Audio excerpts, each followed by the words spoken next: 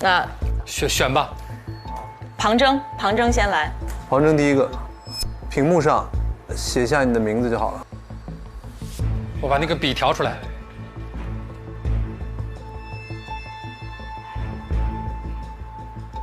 庞征感觉要冲上去了。来吧。庞征会选庞征选谁？张春老师吧？张春。但他们年轻，他们会不会害怕？我感觉他应该选孟雨桐。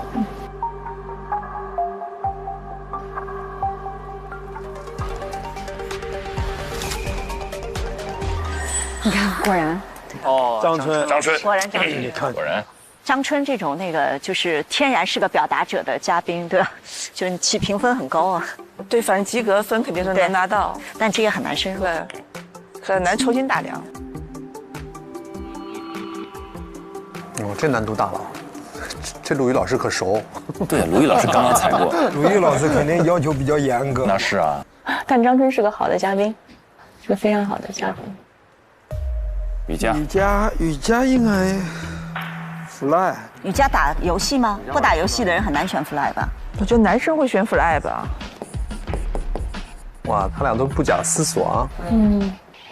早就看好了。者来女，他选了者来女。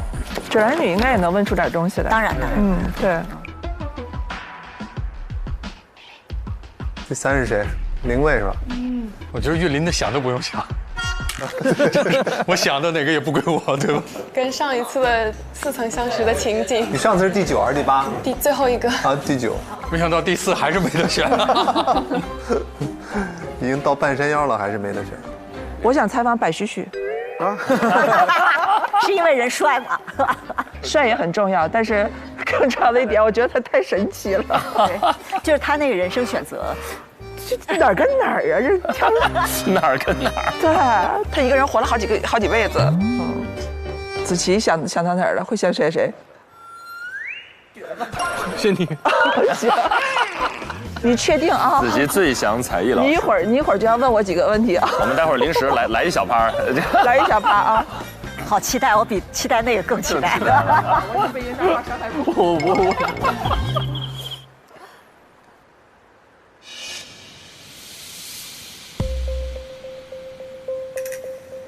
好，要犹豫一下了。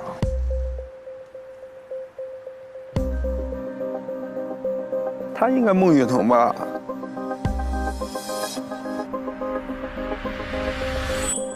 哇，孟雨桐。我已经猜到。我也猜到。主要是我真的不打王者荣耀。女孩子对于电竞选手还是觉得距离有点远。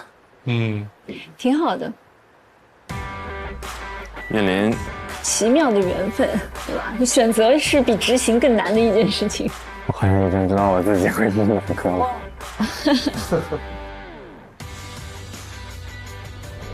Fly， 我告诉 Fly 你是最后被选的，你黄金第5名。因为王玉和张诗雯是并列第5的分数，是吧？对。所以你俩得石头剪刀布决出一个正式的第5名。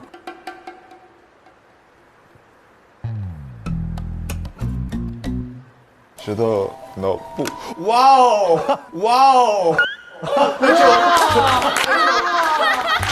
那我就先选吧。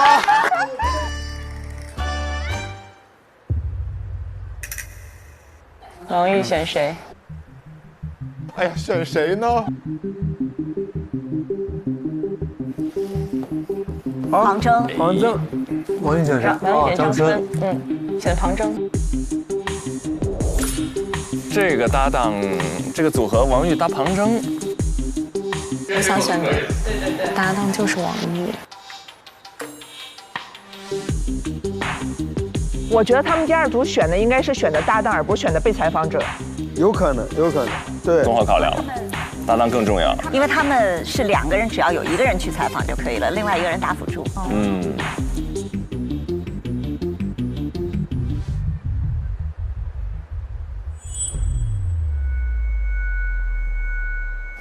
你猜世文会选谁？孟雨桐。他选谁还挺难判断的。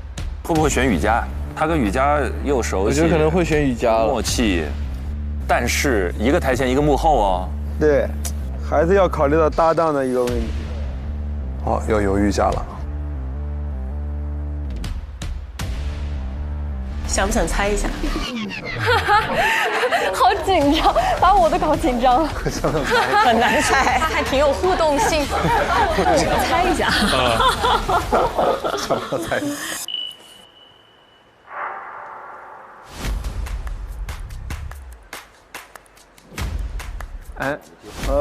他会选林蔚。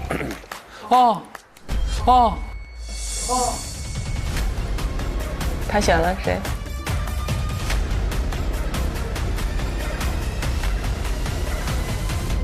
哦，选了雪兰莺。哎呀，雨佳开心了。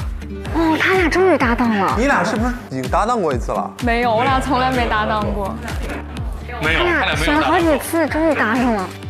所以班长又见面了，学委又见面了。班长，哎呀，一个班长，一个学委。是。伯仲之间这是。那我很好奇，诗文跟雨佳他们到底谁上呢？这不好说了，这个不好说。接下来是谁？接下来朗子是吧？又是经典的2选1。哦，上次你也是2选1对吧？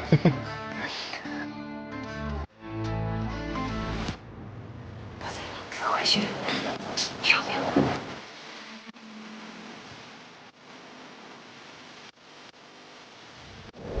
哦，孟雨桐。好，你猜的好准。哎，大家都不太选 Fly， 不懂，主要是不熟，对啊。子泰嘴角都压不住。但我觉得这个应该适合他。你看我跟你讲，那子泰肯定喜欢弗莱。哦，这子泰看来是胜券在握的感觉。子泰玩吗？玩。那他太合适了。要不你帮我写上。你要写下你自己的大名。我觉得这应该是最好的安排，哎，是吧？对。都已经开始耍帅了，写名。怎么先写泰再写子的？明天回去得开始着手做功课，然后讨论。每个小组要在明天，交给各位老师以你们的采访提纲。明天。这个提纲呢，会交给各个嘉宾去看一下，他们可能会有个准备。因为不是每个嘉宾都可能特别能言善道，他也需要大概梳理一下我要讲什么，我给你讲哪些故事，准备哪些观点，所以他也需要有所准备。准备的时候就那么点时间，从现在开始到后天录制的时间已经有了。在此之前，你们双方怎么样分工？你去看什么，我去听什么，怎么样共同完成那个文案？关键是最后要选择谁在那一天代表你们2个人去完成那一次采访，这只有你们自己来决定。哎呦，好难呐！那个分配其实还是挺容易纠结的。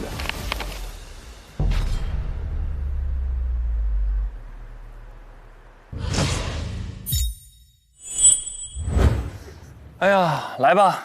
刚才其实，在看的时候，我们已经在讨论了4位：张春、者来女、孟雨桐，还有 Fly。4位被访者，我们心中最想访谁？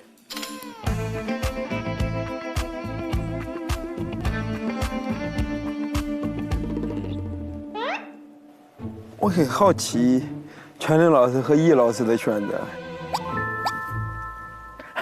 觉得你一样的吗？我就加1。同时亮，来，3、2、1，亮题板。啊？为什么雨桐？哇！哎呀妈呀！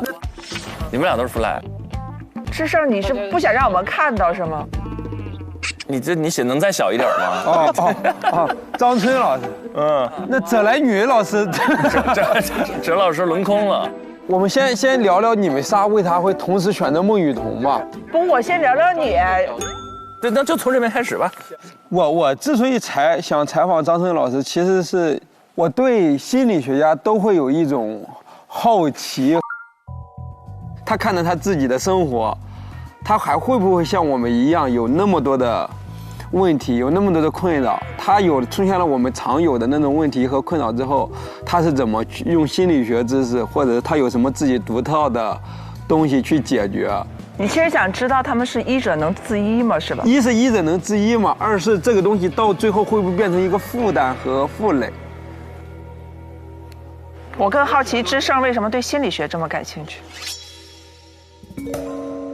因为我心里有很多问题，这是真的。想医者自医。对，你感受过心理学对你的帮助，所以说你就会不断的去了解心理学，然后不断的去填补你自己心理上的那些缝缝补补的是吧？对，缝缝补补的。你刚才说还有一个原因，就是能免费上心理咨询课，这是核心原因。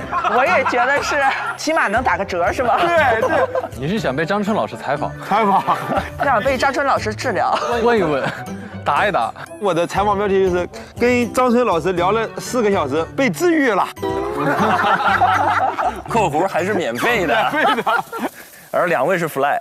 因为就是我对于这4位嘉宾，其实更加有一点共同了解的，可能就 Fly 会多一点嘛。因为我们这一代人是跟着电竞一起从这个被大家不太看好的娱乐的模式，然后慢慢走向正规，走向比赛，走向国际的这个比赛舞台。给青少年去树立一个，他们会用一些打游戏来逃避自己的一个角度，可以更好的去从他口中去向更多的青少年去表达，成为一名职业选手有多难，然后你需要做的是什么。那你要逃的时候逃去哪？我要逃去打台球去了。这是斯诺克职业选手。俊霖 Fly 我就完全是在我们意料之中了，因为你真的很喜欢。是因为最开始我们代言王者的时候，第一次去打表演赛，我跟 Fly 就有做过队友。我认为 Fly 还是有挺多的故事值得去挖掘。然后他算是很早一批打王者荣耀职业的那批电竞人了。就是最开始的时候，他们训练什么的，据我了解，就是工资什么的都并不高，就是生活上面是。非常困难，就是那个时候去打职业打电竞，然后呢，他是怎么样下了决心去做，然后又是怎么样坚持下来的？他现在被叫做是 KPL 最高的山，就是他获得了很多的冠军，然后他现在应该是有3款自己的 FMVP 皮肤，一出场大家就膜拜的那个状态。对，其实算是一个选手最高的荣誉了。哇！然后他有3个，这个是从来没有过的，所以他已经有这么多的荣誉，他为什么现在还会再继续打下去？其实这个也是我想去询问的。太陌生了这个行业。哎，我其实特别好奇的一点，你说以前游戏这个东西，家长们会觉得说，谁家孩子打游戏，怎么不正常上学，不正经上学，耽误时间？他的父母会怎么看他？它是2个概念，就你在普通人里面打到第一，可能你去了职业之后，你会发现你自己还有很多的东西要练。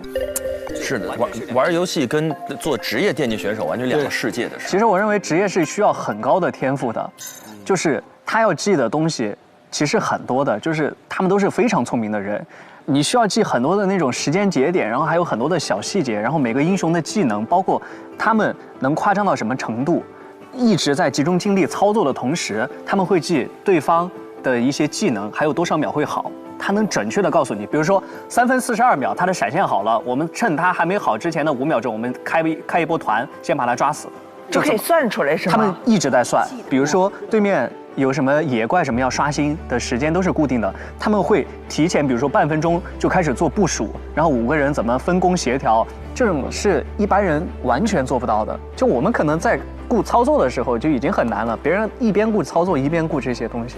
所以这个非常需要天赋。是我对这个完全不了解，你刚才说完之后的话，我竟然有兴趣采访他。哦，而且现在王者荣耀也是亚运会项目嘛，他们也是在为国争光。然后像前面也是有那个沙特的电竞世界杯。他们最早的时候是表演赛，然后也会升5星红旗，总冠军也会站在台上会带金牌。其实那一刻民族自豪感还是会爆棚的。对，我现在终于理解了，电竞选手和一般打游戏是2个世界，那我就在第3世界。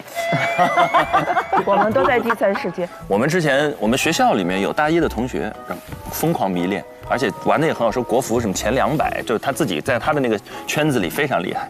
然后父母就觉得到底行不行，非常简单，让他到上海试训2周，回来就戒了。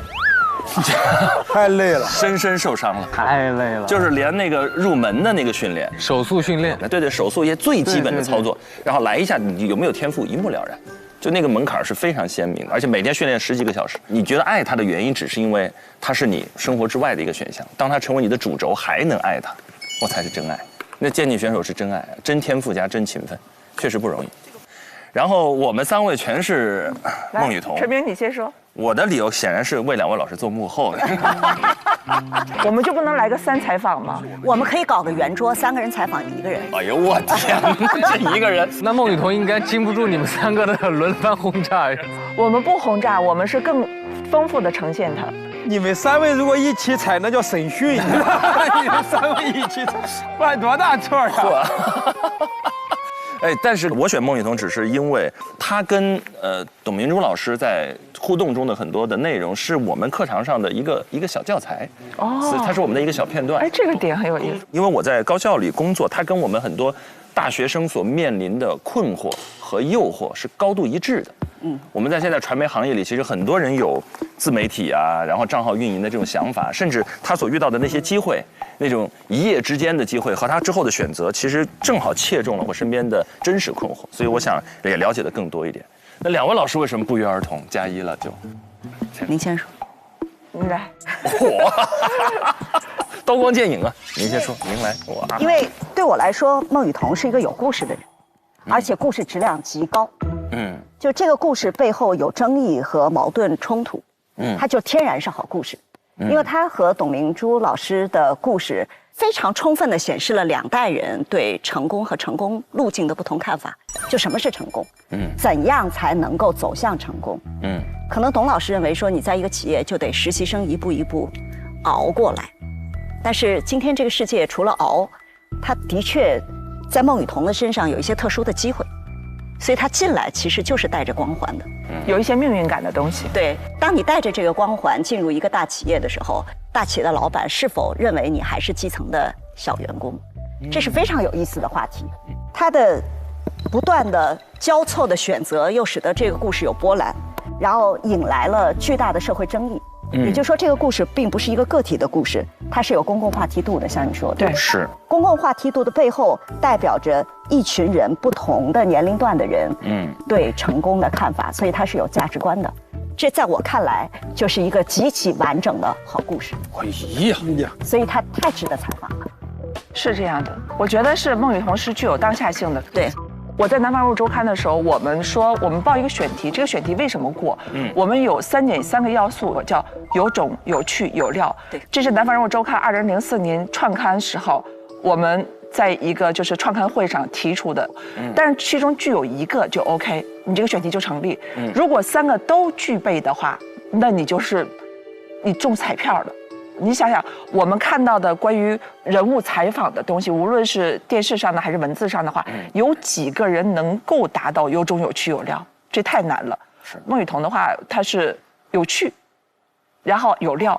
有种这个是那是另一件事情了嘛？那个要求的是有另一种状态嘛？对于一个深度人物访谈的话，就是人性的幽微性。在他和董老板之间的这个公众层面的一个呈现上，发生了就是很多新闻，但这个新闻的话，就是孟雨桐的回应都是弱的，甚至没有回应。这中间他的心理到底是什么心理？当然他可能做出了相应的回应，但在我看来的话，他不具有强回应的那个状态。最有意思的是他的语言没有回应，他的行为全都回应，因为他做出了选择。所以他才有意思。所以我觉得这中间，他的内心到底什么想法？他做过什么样的思想斗争？因为他们已经几次了，这种分分合合，然后包括最近的一次在公众平台上直播卖货什么的，然后又发生了一次大的新闻，大家也都知道。这中间，他没有委屈吗？他没有怨气吗？他没有不解吗？类似于就是我想知道那个人性的幽微的东西，就是在人性的那个夹缝里，我想要找到一颗，就是它其实是非常有力的人性的种子，但是他把它深深的埋藏了起来。我一直想要看到这个东西，它不是阴暗。就是大家不要理解为是阴暗，就是人性的复杂性。因为我们做深度人物访谈的话，我一直在说的是我们要呈现的就是人物的复杂性，而且特别是在公众层面的人物，就是关于，因为他们身上都有标签儿。那我们做深度人物采访的话，需要如果做的是公众人物的话，把这个标签儿一张张撕掉，或者是再往他身上贴更多的，呈现他更丰富的样子，就是那个人物人性的复杂性。妈呀！哇！我已经不太想看他们2位采访了，我们现在把孟羽童请过来吧。我好想看。掌声有请孟羽童老师。没有，我鲜明地感受到我从小看新闻的时候的央视和南方在小和大上面的那个区别，就是全林老师背后天然带有一种时代关照，一种宏大叙事，可以从这个小切口里看到一代人的焦虑，2个不同代际之间成功观念的冲突，它天然就有那种宏大感。但是南方就是我小的时候，它天然就有幽微。它就是在大中见小，在人性的那个小缝隙里挖得很深很深的地方，然后再往上照见。哦天！然后鲁豫老师，我刚才也在想，鲁豫老师又天然带着凤凰的气质，对国际化，然后温暖人性的那种情感。所以其实我刚才说，这里汇聚了3位最棒的访谈老师，不是一种场面话，不是客套话。这真的背后，我能看到央视、南方和凤凰。果然又给我们贴了标签儿。不，这不是我个人，完全纯属我个人的狭隘的理解。这如果真的几位老师能够同时从各个角度来完成的话，这人物得多立体啊！这太棒了，我就感受内力在里面雄浑激荡。但我不知道这场上这几位现在压力大不大？我们已经把这个期待值调到这么高了，我看待会儿谁踩孟羽童。8位同学已经组成了4组搭档了，看看他们接下来在具体操作过程中的表现。